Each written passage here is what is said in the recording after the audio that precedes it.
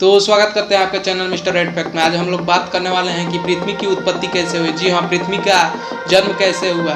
तो जब big bang theory आई, big bang theory के हिसाब से जब ब्रह्मांड में विस्फोट हुआ तो ब्रह्मांड पूरी प्रकाश की गति से तेजी से भी फैलना चालू कर दिया और अभी आज तक भी फैल रहा है, जिसके कारण हाइड्रोजन हीलियम जैसे पदार्थ के बादल पूरे ब्रह्मांड में फैल गए, जो कि हर एक उसका पार्टिकल है वो चार्ज हो गया। और चार्ज मतलब चार्ज था और उसमें ऊर्जा थी जिसे ग्रेविटेशन आज बोलते हैं, जिस ऊर्जा के कारण हर एक पार्टिकल जुड़ना चालू हो गया और जुड़ते जुड़ते धीरे धीरे ऐसे प्रत्येक कण आपस में आकर्षित होकर एक पदार्थ बन गया और जो जिसमें डेंसिटी ज़्यादा थी वो अलग आपस में मिल गए और जिसमें डेंसिटी कम थी वो अलग मिले। जिसमें डेंसिटी ज़्यादा थी वो तारे बन गए, जैसे कि अपना सूर्य है, उसमें जो जिस गैस में ज़्यादा डेंसिटी थी वो आपस में मिले और जिसमें कम गैस डेंसिटी थी तो अलग मिले।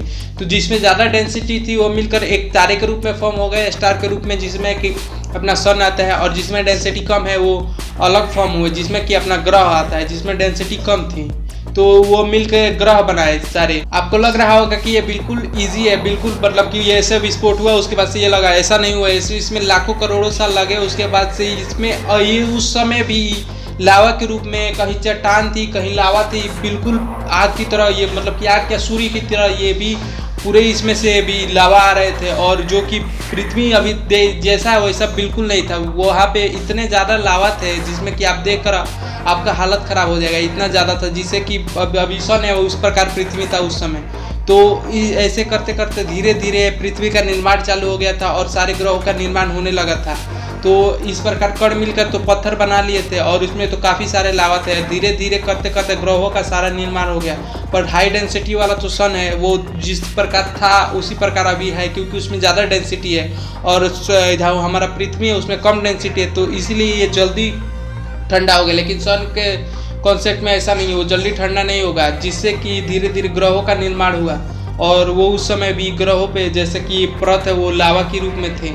वैज्ञानिकों की माने तो पृथ्वी एक ऐसा ग्रह है जिसपे कि हाइड्रोजन और ऑक्सीजन एक उल्का पिंड से आया और इसमें जो अभिक्रिया हुई यानी कि रिएक्शन हुआ, उसके बाद से ये पानी फॉर्म किया जिसमें वाटर अभी इस समय जो मौजूद है। इसीलिए पृथ्वी हमारे जीवन को देने के लिए तैयार हो रही थी धीरे धीरे। पर अन्य ग्रहों पे ऐसा नहीं हुआ। अन्य ग्रहों पे कोई उल्का पिंड और हाइड्रोजन ऑक्सीजन नहीं गया, और ना ही वो ऐसे जोन में पड़ता है कि जहाँ पे कोई जीवों को आना या फिर वहाँ पे सर्वाइव करना संभव है। पर पृथ्वी एक ऐसा सूटेबल ग्रह बन गया जहाँ पे हाइड्रोजन ऑक्सीजन के फॉर्म में, तो हाइड्रोजन और ऑक्सीजन तो बाहर से उल्का पिंड से आ गया था, पर यहाँ पे रिएक्शन करके पानी बन गया, और जो कि धीरे धीरे पानी में बदल रहा था और जो कि भाप बन के ऊपर जा रहा था।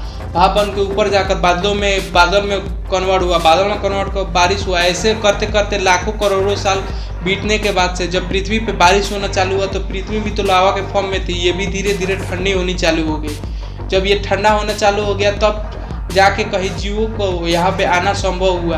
वैज्ञानिकों का आज भी यह सवाल है कि पृथ्वी अपने अस्तित्व में कैसा है। ये तो हो गया कि डस्ट पार्टिकल जुटने लगे, पर ये जुटे कैसे? वहाँ पे तो कोई ग्लू था नहीं, कोई गम था नहीं, तो जुटे कैसे? तो उन्होंने अपने रिसर्च में पाया कि पृथ्वी से बाहर जाकर स्पेस में उन्होंने कुछ नमक के कण लेकर गए, और नमक के कण को स्पेस से बाहर मतलब कि स्पेस में पृथ्वी से बाहर वहाँ पे ले जाकर आपस में चिपकाने की कोशिश किए, पर वो नहीं चिपका, पर उसको बहुत ज़्यादा घुमाया और उसमें घर्षण पैदा किए, जिसके कारण वो चिपकने लगा। पर वो चिपक गया, पर उससे एटॉमिक लेवल पर जाकर देखे तो उसमें एटम नहीं चिपका था। उनका उस बात पे कहना था कि ये तब चिपकेंगे जब इसमें बहुत ज़्यादा मतलब कि इसकी मेल्टिंग पॉइंट के बराबर इसको एनर्जी दे दी जाएगी, तो अब ये आपस में चिपक जाएंगे। इस प्रकार ही पृथ्वी के साथ हुआ होगा। जो धूल कण थे, जो कि बताए थे कि कम डेंसिटी वाले कण थे, पार्टिकल थे, वो आपस में जुट गए थे। उस समय उनका मेल्टिंग पॉइंट के बराबर उनको एनर्जी मिली होगी, तो वो आपस में जुट गए। वो बोले कि इसे भी अगर हम इसके मेल्टिंग पॉइंट के बराबर एनर्जी दे तो ये आपस में जुट जाएंगे। तो उनका इस बात पे यह तर्क था कि पृथ्वी इस प्रकार करके अपने अस्तित्व में आई और एक गोलाक के आकार में बदल गई।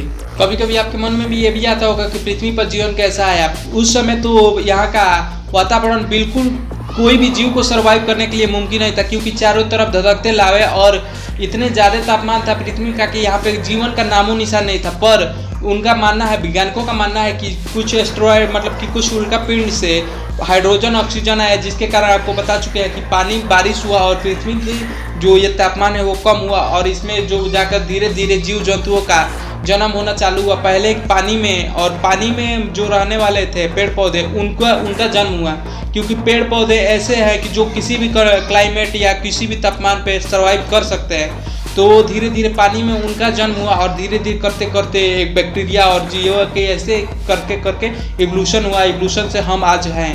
जिस प्रकार पृथ्वी पे जीवन का प्रारंभ शुरू हुआ था वो था पानी में शुरू हुआ था।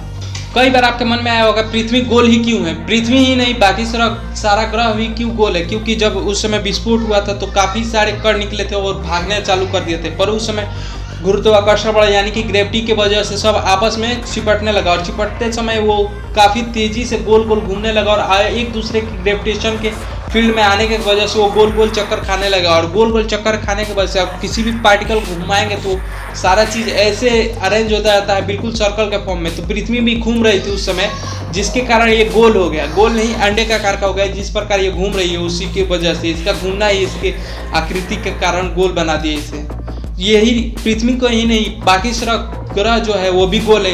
इसका कारण यही है कि वो अपने सतह मतलब कि अपने ध्रुव पे घूम रहे हैं। और सूर्य भी जो है घूम रहा है लेकिन कांस्टेंट स्पीड से बाहर जा रहा है, क्योंकि अभी भी विस्फोट के कारण हमारा जो ये ब्रह्मांड है वो फैल रहा है। ये अभी भी फैल रहा है लाइट के स्पीड में। अच्छा, पृथ्वी नीला क्यों है? ऐसा काफ़ी बार आपके मन में सवाल आया होगा। ऐसा इसलिए होता है कि यह पानी जो है ना वो सूर्य के प्रकाश को रिफ्लेक्ट करके आसमान में भेज देती है, जो कि पानी के रिफ्लेक्शन में नीला कलर ज़्यादा होता है। इसी की वजह से आसमान भी नीला लगता है हमको और पृथ्वी भी नीला लगती है। यही कारण है पृथ्वी का नीला होने के लिए। तो आज के लिए बस इतना ही रहने देते हैं। धन्यवाद। अगर जो आपको वीडियो पसंद आया हो तो वीडियो को लाइक कीजिए और चैनल को सब्सक्राइब कीजिए। और अगर तुम लोग नए हो तो सब्सक्राइब करो। वो जो लाल वाला बटन है उस पर फूट फेंक के मारो या फिर मोमबत्ती, मुझे नहीं पता, बस क्लिक हो जाना चाहिए।